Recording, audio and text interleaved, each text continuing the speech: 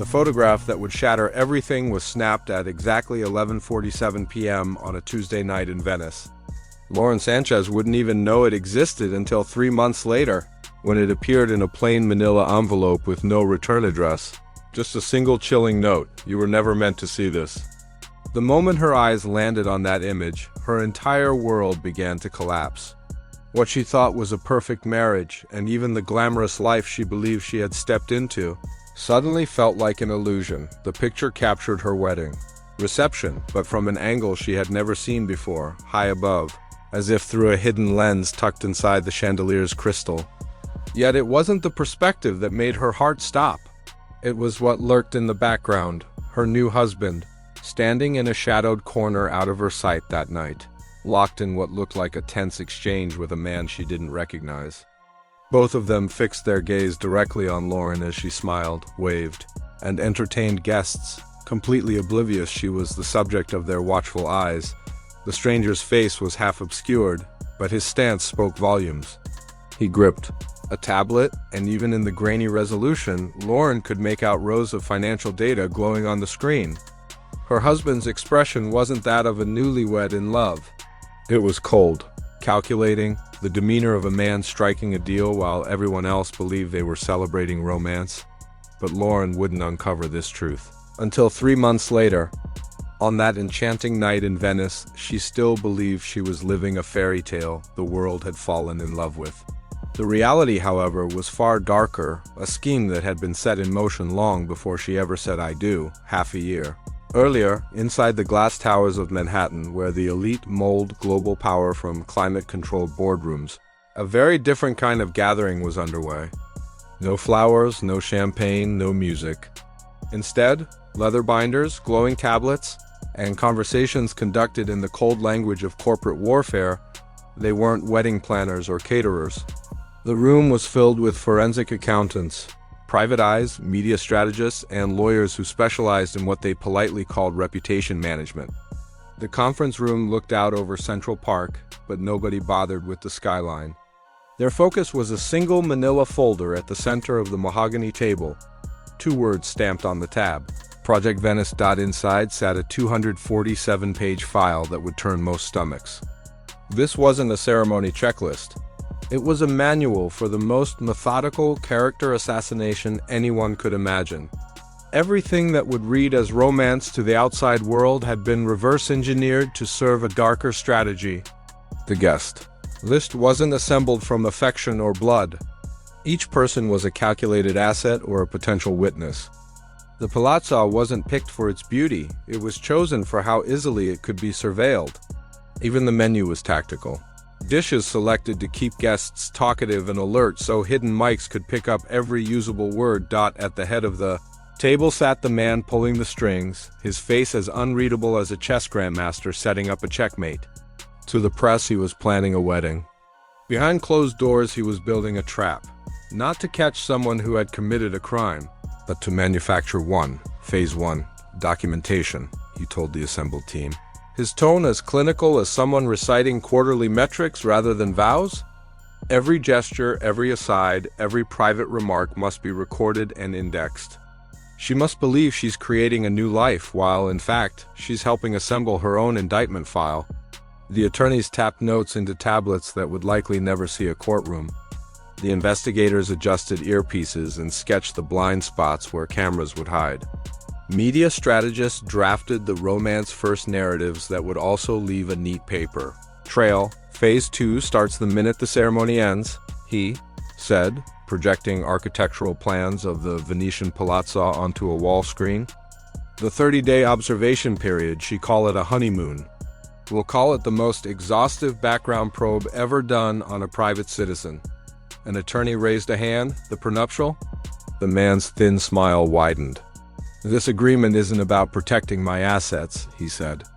It's the legal structure for her undoing. Every clause had been engineered not to stop her from accessing money, but to guarantee she has no legal remedy when we move. The room grew quieter as the reality of that strategy sank in. They weren't plotting a wedding. They were planning a siege. And the target had no idea the attack had already begun. Lauren's first uneasy clue came in what should have been the most romantic chapter of her life. The weeks after the engagement became a blur of magazine covers, couture fittings, and VIP events where she found herself shoulder to shoulder with celebrities and politicians she'd only ever watched on television. She felt like a modern Cinderella, swept from her old life into a dizzying new reality of private jets and endless indulgence. But unlike the fairy tale, Lauren's story carried unsettling details that didn't quite fit the fantasy. There was the personal shopper who insisted on attending every outing, supposedly for security reasons. The social media manager who appeared out of nowhere, explaining that someone of her stature now required professional oversight. The nutritionist, the trainer, the image consultant, all framed as thoughtful gifts from her fiancé, all presented as necessary tools to help her embody her new role. What she didn't realize was that each gift came with invisible chains. The shopper carefully documented every purchase, every casual remark about money, every fleeting preference. The social media manager had full access to her accounts, monitoring not only her posts, but her follows, followers, and even the hidden data attached to every photo.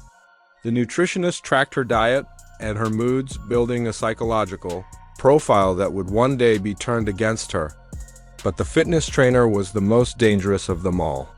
During grueling workouts, he would nudge her into confiding about her past failed relationships, family tensions, insecurities, and fears about whether she deserved her sudden good fortune. She believed she was sharing with someone who empathized. In truth, every word was being captured by a hidden recorder built into his water bottle, later analyzed by specialists mapping out her vulnerabilities in surgical detail. By the time their lavish engagement party took place at a secluded Hamptons estate, Lauren thought she was celebrating her love story. In reality, she was standing inside the first trial run of the surveillance system that would soon engulf her wedding. Guests wandered across the pristine lawns, sipping champagne and trading pleasantries, while discreet cameras documented their every word from multiple vantage points. Lauren floated through the crowd like royalty, glowing under the spotlight, blissfully unaware that every smile, every hug, every exchange was being dissected in real time. Even the guest list was engineered with precision. Old friends were invited, not for nostalgia, but because their familiar presence might coax her into revealing more personal truths. Business contacts were sprinkled in to observe how she handled herself in professional conversations. Media figures were strategically placed, ready to draw out comments that could later be twisted for headlines. "She seems different," one of her college friends remarked to another, unaware a microphone hidden inside a floral arrangement was catching every syllable. More guarded, like she's always performing. That offhand observation was soon filed in a confidential report titled, "Subject's Behavioral Patterns During Social Integration Phase." Analysts noted Lauren's increasing self-awareness as she adjusted to her new reality, but instead of viewing it as natural adaptation, they branded it as evidence of dishonesty. Every normal reaction was warped into something damning, piece by piece assembling a narrative against her.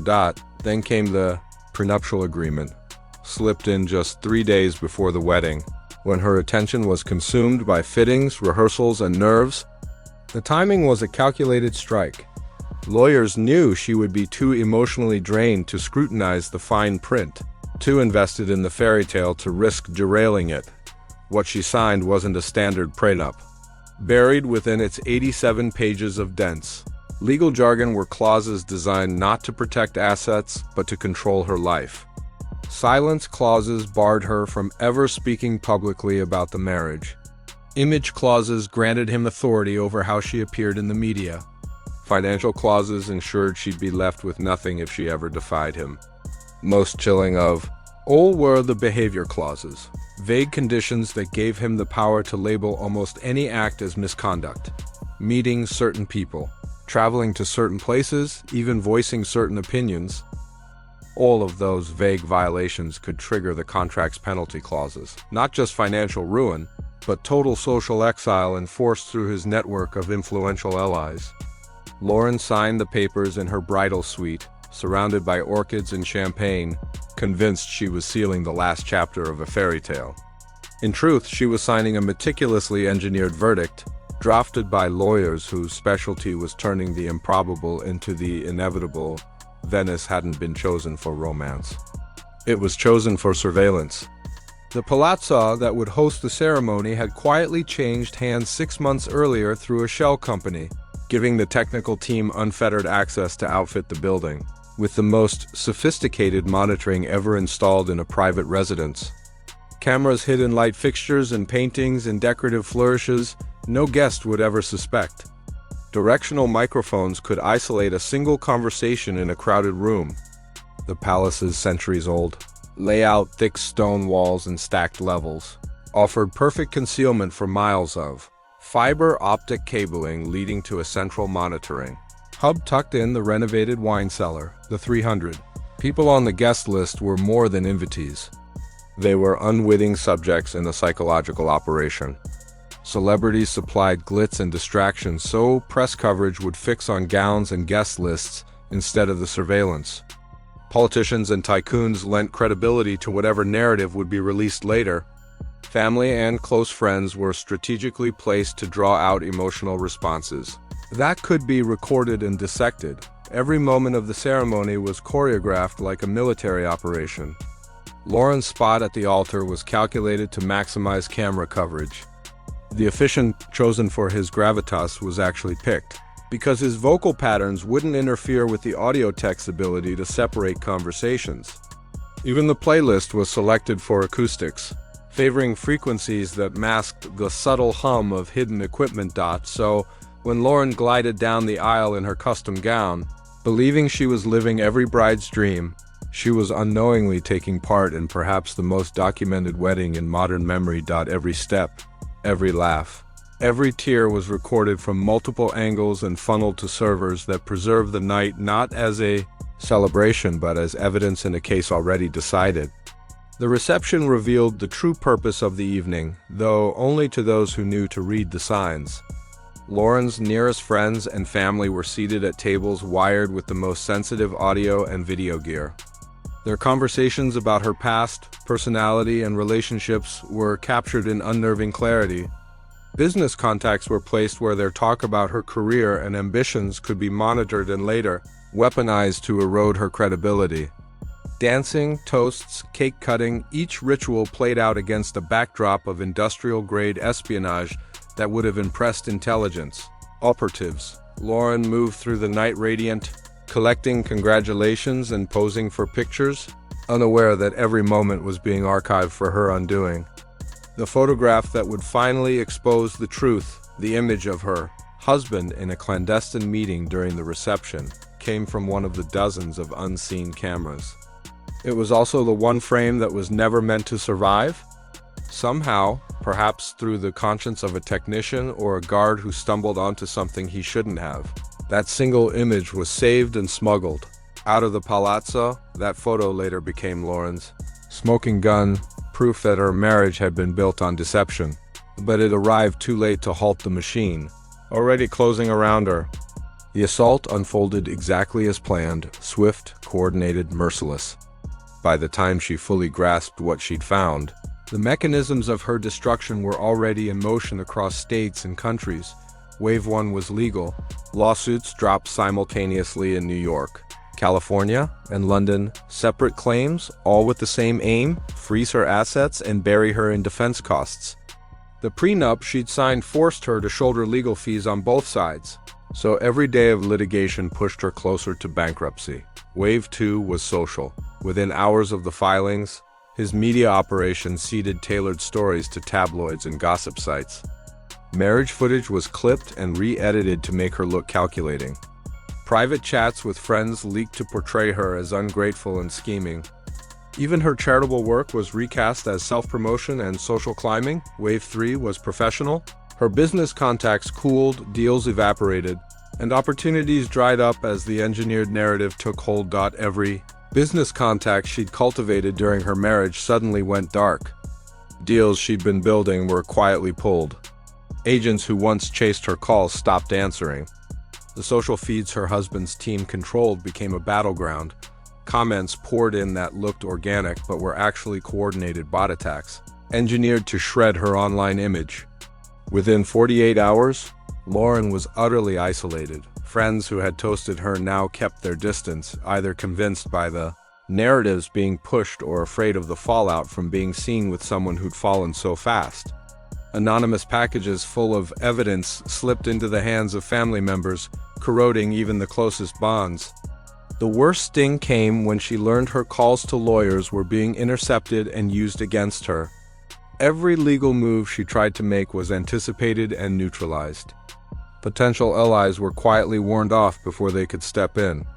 She was fighting a war where the enemy could see all of her moves while she groped in the dark.